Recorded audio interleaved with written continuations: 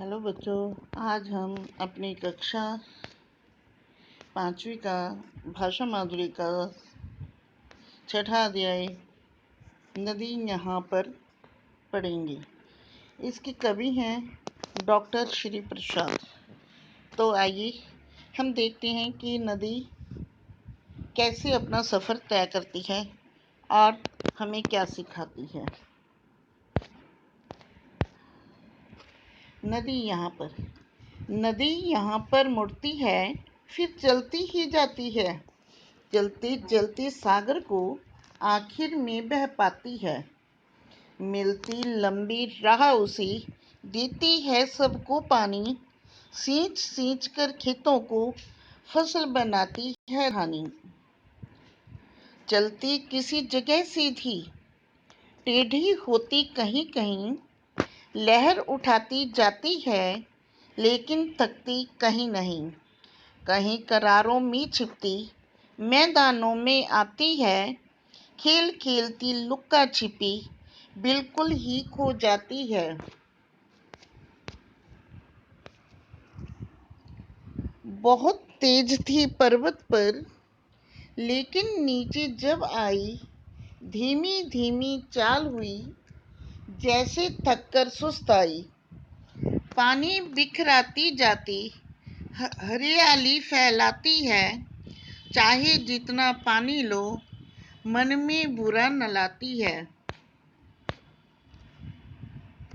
किसे पता है आई कब, मगर रहेगी चलती ही। एक दिए सी जगर मगर, सदा रहेगी जलती ही। सागर में मिल जाने पर फिर बन जाती है सागर। तब तक चलती रहती है, रात और दिन धरती पर।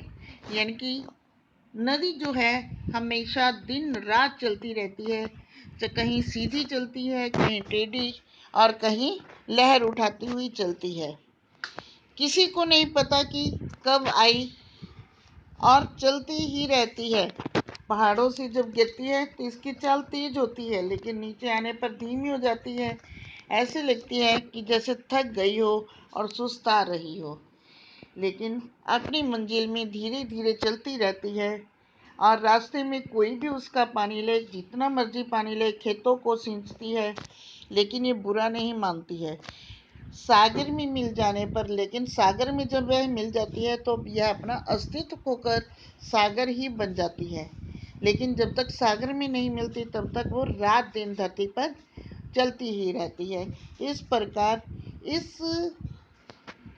कविता से हमें सीख मिलती है कि जिस प्रकार नदी मेहनत करते हुए आगे बढ़ती है और अंत में अपनी मंजिल को पाती है, और रास्ते में परोपकार के कार्य करती है, पानी देती है, हमें पानी देती है। पशु पक्षी बहुत से जानवर इसका पानी पीते हैं, खेतों की सिंचाई करती है। यानी कि परोपकार का कार्य करते हुए और मेहनत करते हुए आगे बढ़ती है। यह हमें परोपकार के कार्य करने और मेहनत करने की सीख देती है। आइए इसका अभ्यास करते हैं। अभ्यास में आपसे कुछ क्वेश्चन पूछे गए हैं, जैसे नदी चलते चलते कैसे आकार बदलती है। नदी कहीं सीधी, कहीं टेढ़ी और कहीं लहर उठाती हुई चलती है। नदी का बहाव पर्वत पर कैसा होता है? नदी का बहाव पर्वत पर तेज होता है और नीचे आने पर कैसा हो जाता है? नीचे आने पर धीमा हो जाता है। नदी हमारे लिए क्या क्या करती है? नदी हमें पानी देती है, नदी खेतों में सिंचाई का काम करती है, और नदी अनेक प्रकार के कार्य करती हुई आगे बढ़ती है। कविता की आगे यह है कि कविता की पंक्तियों को पूरा कीजिए। आपने कविता को पढ़ना है और इन पंक्तियों को पूरा करना है। जैसे चलते चलते सागर को आखिर में बह पाती है, सींच सींच कर खेतों को फसल बनाती है धानी। खेल खेलती लुक्का छिपी, बिल्कुल ही खो जाती है। एक दिए सी जगर मगर, सदा रहेगी जलती ही। तो ये थी कविता की पंक्तियां जिन्हें आपने पूरा करना था। इस कविता को आपने याद भी करना है। आगे है कि कविता की पंक्तियों को पढ़कर उचित उत्तर पर निशान लगाइए। ऊपर आपको कविता की पंक्तियां दी हुई हैं कि बहुत तेज थी पर्वत पर, लेकिन नीचे जब आई, धीमी धीमी चाल हुई, जैसे थककर सुस्ताई। नदी की चाल कहाँ धीमी हो जाती है? मैदानी भाग में। मैदानी भाग मतलब नीचा प्लेन। आगे पर्वत पर नदी की गति कैसी हो जाती है कि जब नदी सुस्त नहीं होती, जब नदी ऊपर से नीचे की ओर आती है, जब नदी जल्दी सागर में मिलना चाहती है, जब नदी ऊपर से नीचे की ओर आती है तब इसकी चाल तेज हो जाती है। आगे बातचीत के लिए हैं कुछ क्वेश्चन। आपको पूछा गया है कि बताइए तालाब, नदी, नहर, सागर और महासागर में क्या अंतर है। तालाब क्या होता है कि बहुत थोड़ी सी जगह, कोई खड्डा जिसमें बरसात का पानी भरने से वो एक थोड़ी सी जगह में पानी इकट्ठा हो जाता है तो उसे तालाब कहते हैं। नदी पर्वतों से निकलती है और बहुत लंबी दूरी तय करके आखिर में सागर में मिलती है। नहर नहर भी नदी का ही दूसरा रूप है। सागर होता है नहर नदी से थोड़ी सी चौड़ी लंबी होती है। सागर जहाँ नदी, यह एक लवण जल समूह है, यानी कि नमक के पानी का एक समुद्र होता है और इसमें बहुत सारी नदियाँ एक सागर में मिलती हैं। महासागर क्या होता है कि बहुत सारे सागरों का समूह होता है और यह महाद्वीपों को भी अलग अलग करता है। तो तालाब, नदी, नहर, सागर और महासागर ये सब जला पानी को इकट्ठा करने की साधन है, जहाँ पे जिसमें हम पानी इकट्ठा करते हैं, जिसमें पानी इकट्ठा होता रहता है। नदी की शुरुआत कहाँ से होती है और नदी में पानी कहाँ कहाँ से आता है, ये तो आपको पता ही है कि नदी की शुरुआत पर्वतों से होती है और नदी में पानी वर्षा से या फिर बर्फ के पिघलने से आता है। आजकल नदियों का पानी गंदा और क्यों होता जा रहा है, क्योंकि आजकल ग्लोबल वार्मिंग के कारण नदियों में पानी कम होता जा रहा है, गंदा होता है, क्योंकि बहुत से लोग नदियों में फैक्ट्रियों का पानी और हम पशुओं को नहलाने का काम करते हैं और उसमें कपड़े धोने का काम किया जाता है। इस प्रकार नदियों का जल गंदा होता जा रहा है। अनुमान और क्रम विचार कीजिए कि अगर नदी में जल की जगह दूध होता तो क्या होता। यदि जल की जगह दूध होता तो हम लोगों को, अपने अतिथियों को दूध पिलाते, हमें दूध मोल नहीं लेना पड़ता। अगर नदी अपने बारे में स्वयं बताती तो वह कैसे बताती कि मैं नदी हूँ, मेरे जीवन का सफ़र अनोखा है, मेरी शुरुआत कहाँ से हुई, ये आप खुद करेंगे, आगे आप बताएंगे और एक असाइनमेंट शीट पे लिखेंगे इसे।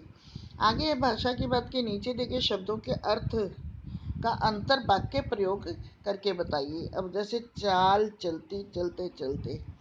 चाल होता है जो हम चलते हैं, जैसे नदी की चाल पर्वत पर तेज होती है। चलती, नदी चलती रहती है। चलते चलते, नदी चलते चलते थक जाती है, या मैं चलते चलते थक गया। तो इस प्रकार इन तीनों अक्षरों में अंतर है। आगे आपको कहा है कि पाठ के में आए 10 क्रिया शब्द छांटकर शब्दकोश के क्रम अनुसार लिखो। शब्दकोश के क्रम अनुसार मतलब डिक्शनरी के हिसाब से। पहले हमने वर्ड छांटने हैं, जैसे मैंने ही छांटे हुए हैं कि खेलती, चलती, छिपती, जलती, थकती, फैलाती, बिखराती, मुड़ती, रहती, लाती। तो ये 10 शब्द मैंने शब्दकोश के क्रम अनुसार ही लिखे हुए हैं। तो आगे है कि नीचे दिए गए शब्दों में रेखांकित शब्दों के वचन बदलकर वाक्य को दोबारा लिखना है। अब मैंने अपने खेत में पानी दिया। खेत एक वचन है तो हमने इसका वचन बहुवचन बनाना है कि हमने अपने खेतों में पानी दिया। बच्चे मैदान में खेल रहे हैं। यहाँ बच्चे बहुवचन है इसलिए हम इसका एक वचन बनाएंगे। यहाँ बच्चा मैदान में खेल रहा है। ऊपर है हैं शब्द है जो वो बच्चे बहुवचन है तो है में भी बिंदी आएगी। तो नीचे हमने एक वचन बनाया तो है में बिंदी नहीं आएगी। नदी सबको पानी देती है, यानी कि नदियाँ सबको पानी देती हैं। नदी एक वचन है, नदियाँ बहुवचन है और देती है, यहाँ देती हैं। सागर में लहरें उठ रही हैं। यहाँ लहरें बहुवचन है, हमने एक वचन बनाना है। सागर में लहर उठ रही थी। मैंने दीपावली पर दिया खरीदा।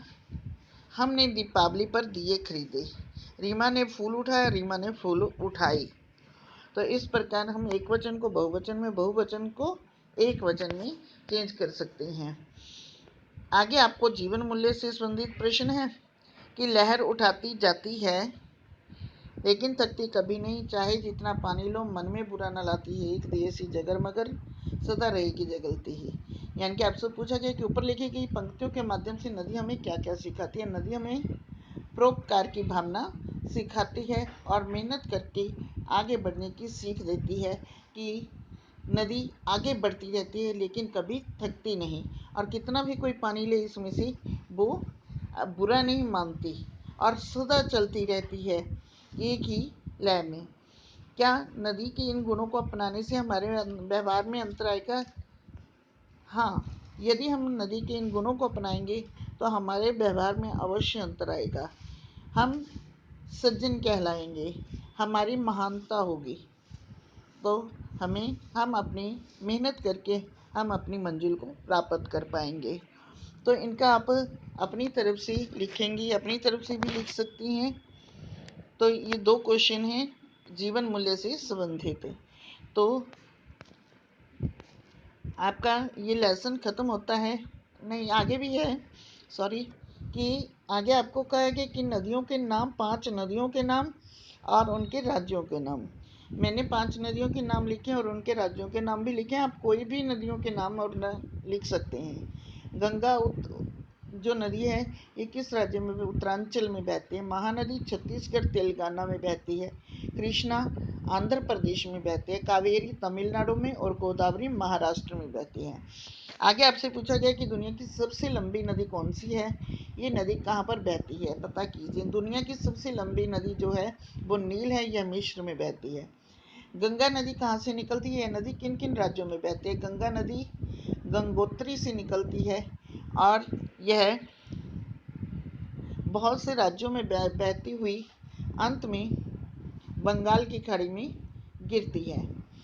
प्रस्तुत जो क्वेश्चन है उनकी आगे आपको कहा गया है कि ये सारी जानकारी आप खुद प्राप्त करें और लिखें। तो ये लेसन आपका समाप्त होता है और इसके क्वेश्चन आंसर की पीडीएफ भी आपको समझा दिए हैं, पीडीएफ भी भेज रही हूँ।